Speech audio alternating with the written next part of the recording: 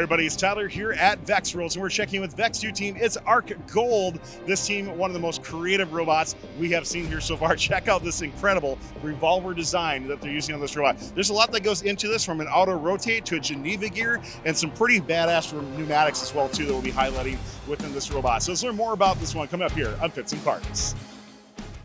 Kobe, this is an incredible machine here. So let's talk about some of the concepts behind creating this revolver, and talk to me more about some of the composition of it too. Yeah, so it really started out where we wanted to develop some kind of horde bot where we could take in tons of blocks at one time. And I think a lot of teams kind of threw out the idea of a revolver bot at the beginning of the season. And we wanted to take advantage of that. We wanted to be creative. We wanted to be innovative with our design. So we started out at the beginning of the season, initially doing it for our 15-inch.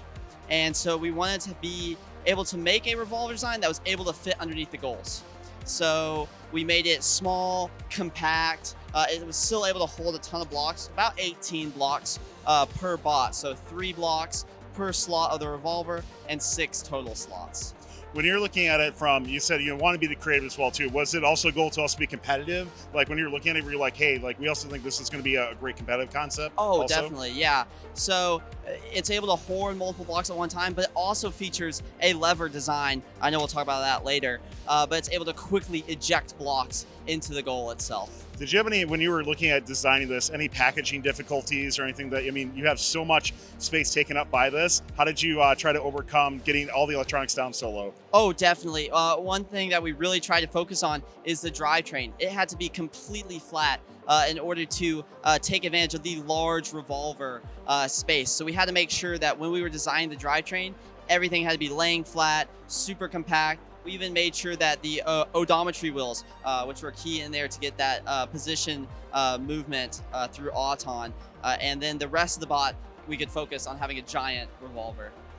Looking at, you mentioned the packaging of this. I mean, your center of gravity has just got to be so low. Are you getting a lot of weight down below as well too in order to keep your bot from tipping? Oh, definitely. It's really hard to tip our bot. Of course, when we raise the bot up with our pneumatics, it does shift a little bit of the weight there. But for the most part, we're keeping it super low to the ground. Before we get to our next segment, we'd like to thank the following. The Robotics Education and Competition Foundation provides fantastic programs for students from elementary school all the way through college. These include VEX, aerial drone competition, online challenges, JROTC, girl-powered, scholarships, certifications, and so much more. To discover these exciting opportunities, visit recf.org and get connected.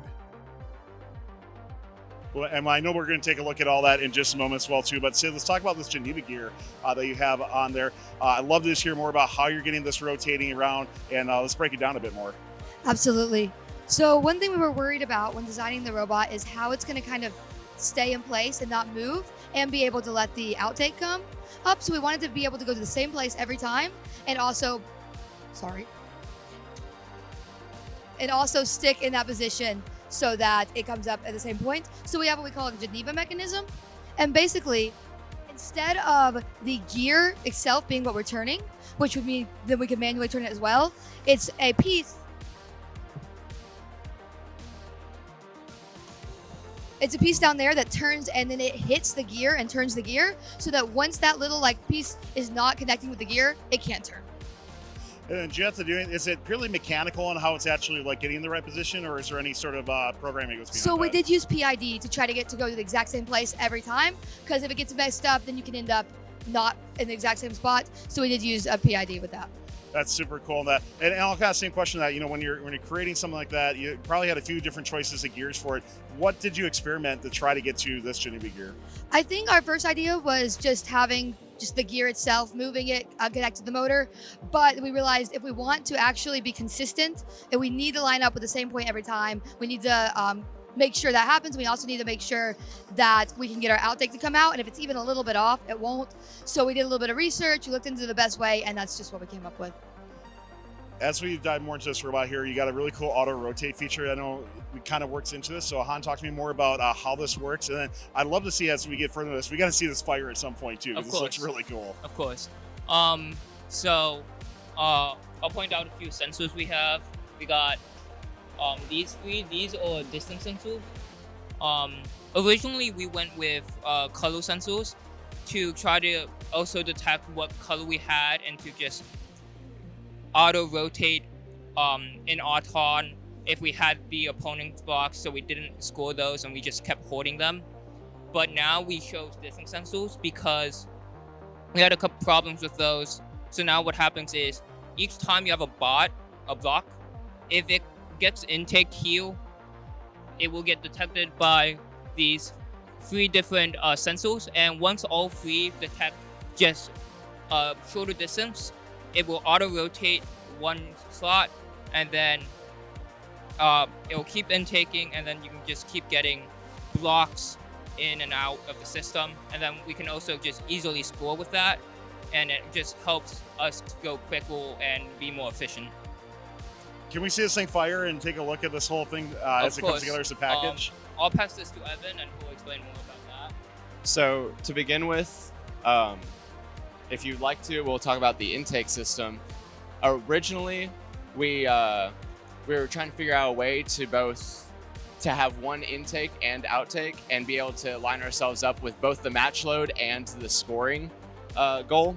So we took the geometries of both and kind of combined them into one here with this little flap you see. This lines us up with the goals, and this also lines us up with our match loading system. And then up here, we have a lever arm that pops out from the top and allows all the balls to fire out of this door. And if you want to see it in action,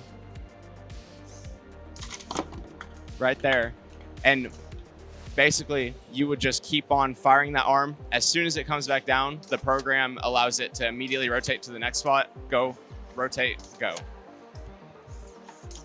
Very quick and efficient process Yes. for that too. For the lever and stuff, being that it's on pneumatics, do you have any sort of control how much power you're putting into that shot? You know, when it comes into like either a long goal versus like a mid goal or something like that? We did some testing and found that there's a pretty consistent power that you would use for every goal. Just because if you do fire with ours, we have a horde, so we're going to be pushing through a lot of blocks. You just want to have a consistent amount of pressure going through that tube so that once your blocks do reach the other end, they don't fire out the other end. Your robot has a bit more plumbing, we'll say, on your bot versus some of the other ones we've seen with that. But it looks super clean that you have as well too. What advice do you have to the teams who are looking to try to get into more advanced pneumatics on their robots? I think there's a lot of cool linear systems you can use. One of the linear systems we have on this is this entire system will retract and fire back out so that we fit within the 15-inch range and also can expand out in order to intake for our match loads. Additionally, our linear system to reach the top goals, it moves our entire revolver mechanism up so that we can score. I think any sort of linear travel that you have is very beneficial to use pneumatics on.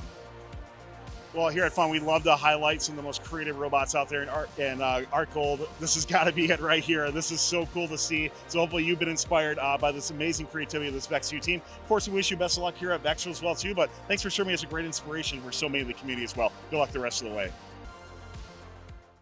Thanks for watching. Don't forget to like, subscribe, and click the bell to stay up to date on future fun videos. The Robotics Education and Competition Foundation provides fantastic programs for students from elementary school all the way through college. These include VEX, aerial drone competition, online challenges, JROTC, girl-powered, scholarships, certifications, and so much more. To discover these exciting opportunities, visit recf.org and get connected.